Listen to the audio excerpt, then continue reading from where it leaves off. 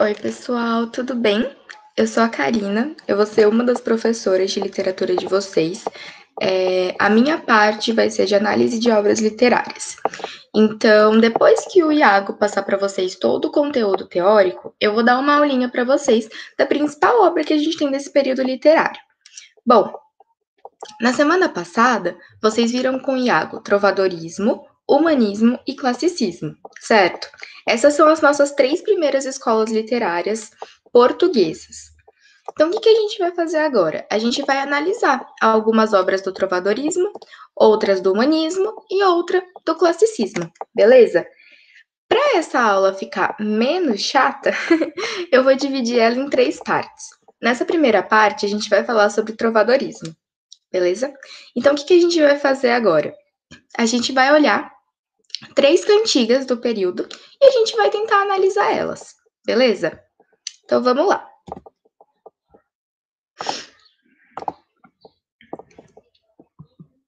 Bom, aqui primeiro a gente tem a cantiga que deu origem ao trovadorismo. Que deu origem não, foi a cantiga que marcou o início do trovadorismo, que é a cantiga da Guarvaia, do Paio Soares de Taveiroz, certo? Então, eu coloquei de um lado aqui a versão original em galego-português, que é a língua que eles falavam naquela época, e eu coloquei aqui do outro lado a nossa tradução dessa cantiga. Como que a gente vai analisar? Bom, a gente vai analisar, na verdade, olhando a parte traduzida. Por que a gente vai fazer dessa forma? Porque não tem como a gente analisar uma coisa que a gente não sabe a língua, que a gente não sabe falar. Tudo bem? Então vamos lá, eu vou ler para vocês e aí a gente vai conversando sobre essa cantiga. Não sei no mundo quem a mim se compare. Enquanto a minha vida continuar assim deste modo, porque morro por ti. E ai, minha senhora branca e de faces rosadas, quereis que eu vos retrate quando eu vos vi sem manto? Maldito dia! Me pus em pé e não vos vi feia. E minha senhora, desde aquele dia, ai, tudo me pareceu muito ruim. E vós, filha de Dom Pai Muniz, bem vos parece que possa ter eu por vós uma guarvaia. Pois eu, minha rica senhora, nunca tive nem tenho de vós necessidade de qualquer coisa. Então, o que a gente tem aqui? Bom, a gente tem um eu lírico que está falando com uma senhora, certo? A gente tem isso em diversos momentos. Então, aqui a gente tem minha senhora, né? Aqui minha senhora também, desculpe. E aqui minha rica senhora. Então, o que isso significa? Significa que essa cantiga, então, é uma cantiga de amor. Por quê? O nosso eu lírico, ele é masculino. Ah, professora, mas não poderia ser também uma moça falando com uma moça? Gente, a gente está falando de um período em que a homossexualidade e relações entre pessoas do mesmo sexo não era visto com bons olhos. Então, não, não é possível que a gente tenha uma moça falando, se dirigindo a uma outra moça por este motivo, tá bom? É óbvio que mais para frente, quando a gente chega ali no modernismo, né, aqui no Brasil e em Portugal, a gente vai ter mais a presença da homossexualidade. Mas durante estes primeiros períodos, especialmente durante a Idade Média, que é quando acontece o trovadorismo, isso não é possível, certo? Bom, então a gente tem aqui uma cantiga de amigo. O que caracteriza uma cantiga de amigo? Nós temos um eu lírico masculino que está confessando o seu amor para uma dama. O que essa dama tem de demais? É uma dama completamente inacessível, ou porque ela faz parte de uma outra classe social, ou porque ela não está apaixonada pelo rapaz. Então ele sofre de amor porque eles não podem ficar juntos. Ele fica fazendo esse galanteio o tempo inteiro, se declarando para ela, só que eles nunca vão ficar juntos. Por que eles nunca vão ficar juntos?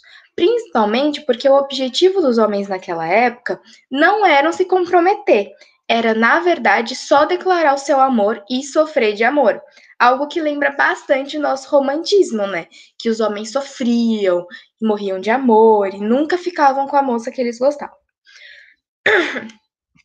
Então, vamos analisar estrofe por estrofe e aí eu vou dividindo os nossos versinhos, tá bom? Não sei no mundo quem a mim se compare, enquanto a minha vida continuar assim deste modo, porque morro por ti. Então, o que a gente tem aqui nesse começo? Não tem ninguém que sinta a mesma dor que esse eu lírico, enquanto a vida dele continua desse modo, ou seja, sofrendo de amor, querendo ficar com ela e não podendo. E o que aconteceu?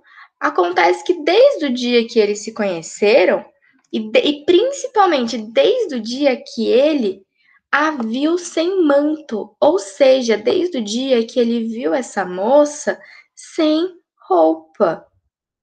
Ele olhou para ela e falou: Putz, pior que ela não é feia. E agora? Eu me ferrei. Ou seja, não é que ela era só bonita e que ela era toda princesa. Não, ela nua também era gata pra caramba e ele não sabia o que fazer com ela. Agora que ele tinha visto ela nua e agora que ele estava completamente apaixonado dos pés à cabeça. E aí, desde aquele dia, tudo me pareceu muito ruim.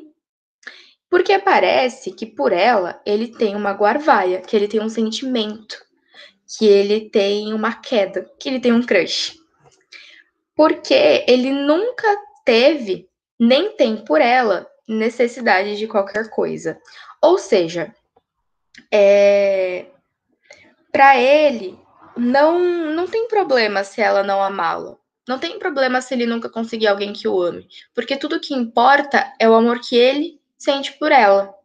Então, o que a gente tem nessa cantiga? Nós temos uma declaração de amor falando o seguinte: a minha vida tá muito sofrida e eu duvido que tenha uma outra pessoa nesse mundo que sofre igual a mim.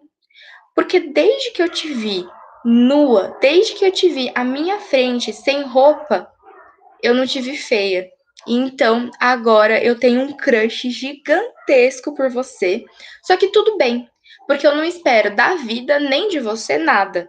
Eu não tenho necessidade de nada que venha de você. A única coisa que importa pra mim é o amor que eu tô sentindo. Muito bonita, né, essa cantiga? Eu gosto bastante dessa cantiga. Essa cantiga é o que marca o início do nosso trovadorismo em Portugal. Agora, nossa próxima cantiga. É uma cantiga que foi escrita pelo Dom Diniz e ele era rei de Portugal. Então vamos lá. Ai flores do verde pino, se sabedes novos do meu amigo, ai Deus, eu é. Ai flores do verde ramo, se sabedes novas do meu amado, se sabedes novas do meu amigo, aquele que mentiu do que pôs comigo, se sabedes novas do meu amado, aquele que mentiu do que me há jurado, vós me perguntardes pelo vosso amigo, e eu bem vos digo que é sã e vivo. Vós me perguntardes pelo vosso amado, e eu bem vos digo que é vivo e sano. E eu bem vos digo que é são e vivo, e será-vos canto o prazo saído. E eu bem vos digo que é vivo e sano, e será-vos canto o prazo passado. Bom, o que a gente tem aqui? Essa cantiga, ela é dividida em duas partes, tá? Ela tem essa primeira parte e depois ela tem essa segunda parte. Por que ela é dividida em duas partes? Pessoal, olha só aqui comigo. Vou pegar um marca-texto, mudar de cor, colocar vermelhinho.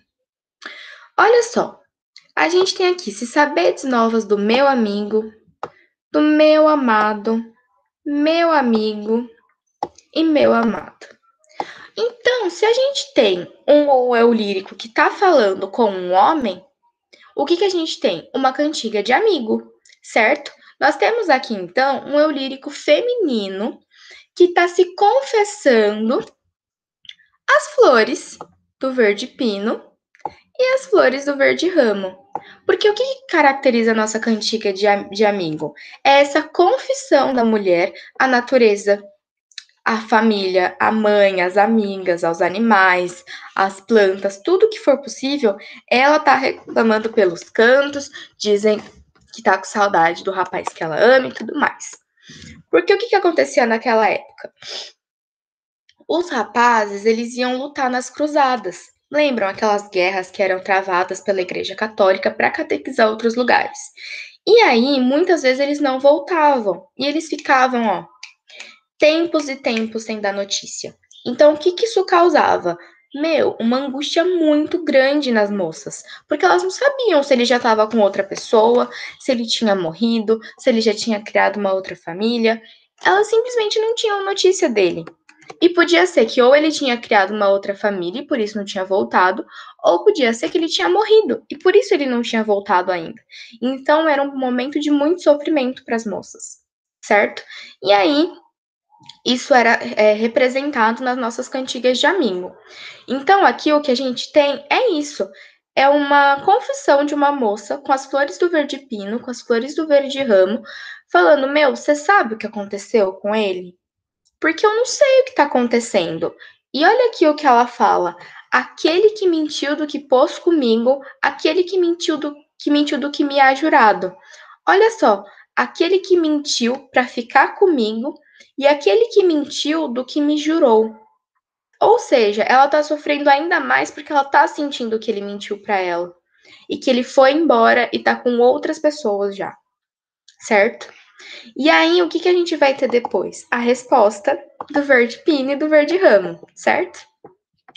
Que ele fala assim: Você me perguntou do seu amigo, então eu te digo que ele é são e vivo, e que ele é vivo e sano.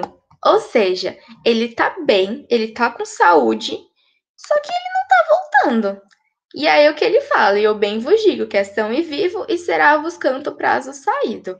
Ou seja, ele não vai voltar, tá? Ele tá lá, já tá com outras pessoas, etc. E ele não vai voltar para casa. Então, essa é a nossa cantiga. É uma moça que está se confessando para a natureza, querendo entender o que aconteceu com o rapaz que ela ama. E aí ela ouve de volta que ele tá bem, que ele tá vivo, que ele tá com saúde, mas que, sinto muito, ele não vai voltar. Nossa última cantiga, portanto. Bom, a nossa última cantiga é uma cantiga de escárnio e maldizer. Vamos ler ela. Eu gosto muito dessa cantiga. Ela é bem desrespeitosa, mas eu acho ela muito engraçada. Ai, dona feia, foste vos queixar, porque vos nunca louvei em meu trovar. Mas agora quero fazer um cantar em que vos louve para sempre. E vedes como vos quero louvar.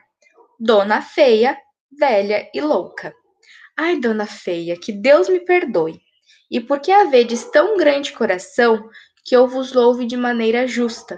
Vos quero já louvar para sempre. E direi-vos como vos louvarei. Dona feia, velha e louca. Dona feia, nunca vos eu louvei em meu trovar, todavia muito trovei.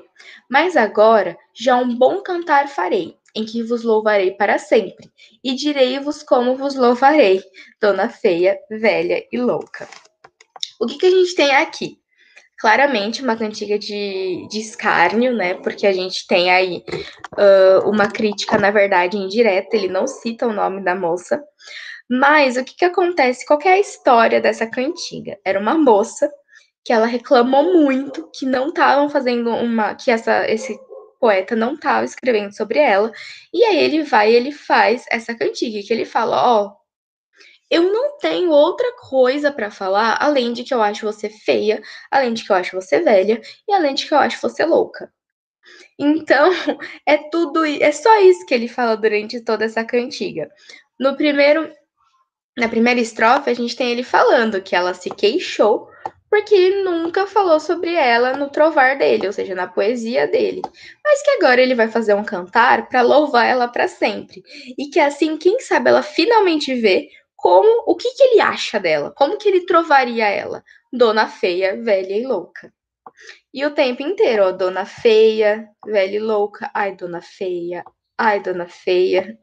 dona feia, velha e louca. E assim por diante, até essa última estrofe aqui. Então, é só isso que ele fala, que ele vai, então, louvar ela, e aí ela vai ver como que ele louvaria ela, e a forma dele louvar ela é falando que ela é feia, que ela é velha e que ela é louca. Tudo bem? É chatona? É chato, mas é engraçado, eu adoro essa cantiga.